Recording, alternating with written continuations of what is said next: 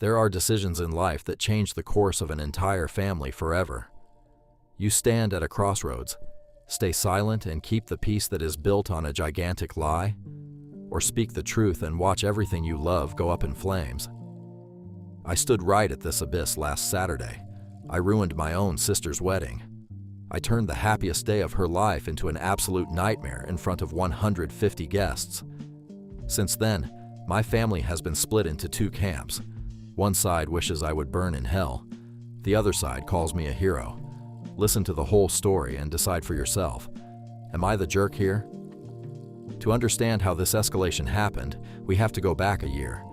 My sister Sarah, 26 years old, has always been the romantic in the family. She was looking for Prince Charming on a white horse, and 12 months ago she thought she had found him. His name was Tim. Tim was in his early 30s and looked like he stepped right out of a glossy magazine. He exclusively wore tailored suits, smelled of expensive cologne, and drove a sports car with a lease rate that probably exceeded my annual salary. He introduced himself to us as a successful investment banker, dealing in crypto and real estate. At first, my parents were thrilled. Finally, a man who treated Sarah like royalty. He paid for ridiculously expensive dinners, brought my mother huge bouquets of flowers, and bought my dad premium whiskey. But me? From day one, I had a sinking feeling in my stomach. Something about him was too smooth. If you asked him for details about his company, he became vague. He threw around technical jargon but dodged concrete questions.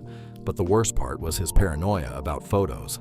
Every time a camera was pulled out at family gatherings, he disappeared to the bathroom or jokingly held his hand in front of his face. He claimed he had a crazy ex-girlfriend stalking him, and therefore didn't want to leave a digital footprint. Sarah bought this story blindly. After only 7 months of dating, Tim proposed. The ring was massive. Sarah was on cloud 9. But with the engagement, the real problems began. Tim convinced her that a normal wedding was out of the question for them. It had to be a historic castle. There had to be caviar. There had to be fireworks. The cost of the spectacle, nearly $50,000. Tim promised grandiosely that he would cover everything. But 3 months before the date came, the sudden backpedal. He sat at our dining table looking extremely stressed and told a heartbreaking story about an unannounced tax audit. All his accounts were temporarily frozen, he claimed. He just needed a bridge loan. In 4 weeks, the money would be free again. He completely wrapped my father around his finger. My dad is 62, has worked hard as a blue-collar worker his whole life, and saved every penny. For his daughter's smile, he went to the bank. He emptied his entire life savings and took out a loan for the rest. I tried to intervene, but my mother yelled at me, saying I was just jealous of Sarah's happiness. The day of the wedding arrived. The castle looked like something out of a fairy tale. 150 guests were there, but I noticed something.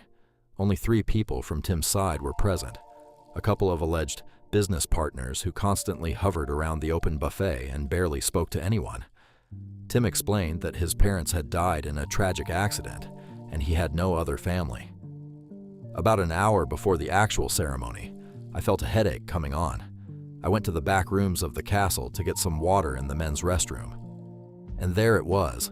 On the white marble sink lay a high-end smartphone. I recognized the case. It was Tim's. He must have forgotten it in the rush. I picked it up to bring it to him. Exactly at that moment, the device vibrated in my palm. The screen lit up. There was no passcode. The phone was completely unlocked. A WhatsApp message popped up as a banner. The contact name was simply "Wife." My breath caught in my throat.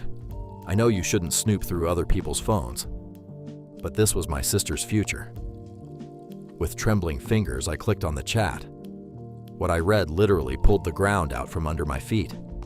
The message read, "Tim, the kids asked about you again today. When are you finally coming back from your business trip?" The landlord called. "He's threatening eviction because you haven't transferred the rent for this month and last month. Please answer me. We barely have any money left for groceries."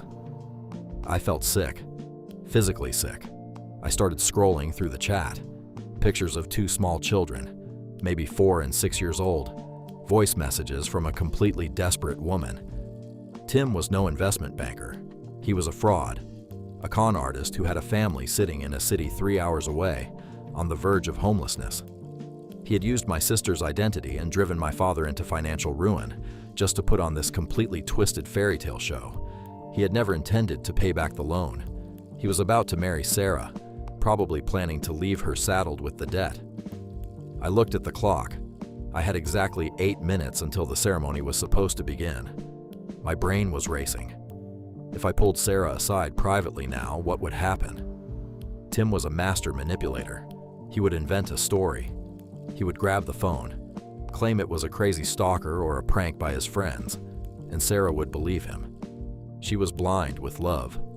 I knew if I wanted to end this, I had to do it in a way that left him with no way out. No more lies. No more manipulation. I put the phone in my jacket pocket and walked back into the main hall. The organ had just started playing. The doors opened and Sarah walked down the aisle in her outrageously expensive white dress. She looked beautiful. My father walked her down, tears in his eyes, and up front stood Tim. He was smiling that arrogant, perfect smile. My blood was boiling. The registrar began his speech. He spoke of honesty, of loyalty, and the foundation of truth. I almost had to throw up. Then came the mandatory question. If anyone here can show just cause why these two should not be lawfully joined together in holy matrimony, speak now, or forever hold your peace. That is usually just a pure formality. No one ever says anything. I stood up. The wood of my pew creaked loudly in the absolute silence of the castle. 150 heads turned to me. I felt the confused looks of my mother, who silently signaled me to sit back down immediately. But I walked down the center aisle to the front. I went straight to the registrar's podium, grabbed the microphone off the stand without a word, and turned to the crowd. "I have an objection," I said. My voice echoed deafeningly through the hall. I looked at Tim. His perfect smile froze. "Tim is unfortunately already taken," I continued into the microphone. "Namely, by his wife and his 2 young children, who are currently sitting in an apartment in another city, from which they will be evicted next week because Tim squandered their money for this wedding right here." I can hardly put into words the chaos that broke out in the next few seconds. The castle went dead silent first, then a deafening noise erupted. I held up the phone and started reading the messages aloud over the sound system. Tim's face lost all its color. He looked like a ghost. He lunged at me to rip the phone out of my hand, but my cousin, who is 6'6", stepped in his way and shoved him roughly against the wall. Sarah stared at him. She was shaking all over. "Is that true?" she screamed. Tim stammered. He was looking for words, for one last saving lie. But there were none left. Sarah wound up and slapped him so hard that his lips split open. Then she turned around and ran out of the hall crying, dragging her veil behind her. Tim's business partners, who had still been standing at the buffet, had suddenly vanished without a trace. The wedding was called off immediately. That was 4 days ago. Since then, our house has resembled a war zone. My mother hasn't spoken to me for 2 days. She accuses me of destroying Sarah's life forever in front of the entire extended family. I should have handled it quietly. Sarah just lies in her darkened room and cries. But yesterday there was a twist. My father had called the police immediately after the incident. It turned out that Tim's real name isn't even Tim. He is a convicted con man who was already on probation for similar offenses. Had they signed the marriage contract, my father would not only have lost his savings, but would probably have been held liable for loans that Tim had secretly prepared in Sarah's name. My dad came into my room last night. This strong, proud man, who never shows emotion, broke down crying in front of me. He hugged me and said, "You gave us the worst day of our lives, but you saved us from absolute destruction. Thank you." I broke my sister's heart to save her life. Half the family calls me a monster because I chose public humiliation. The other half calls me a savior.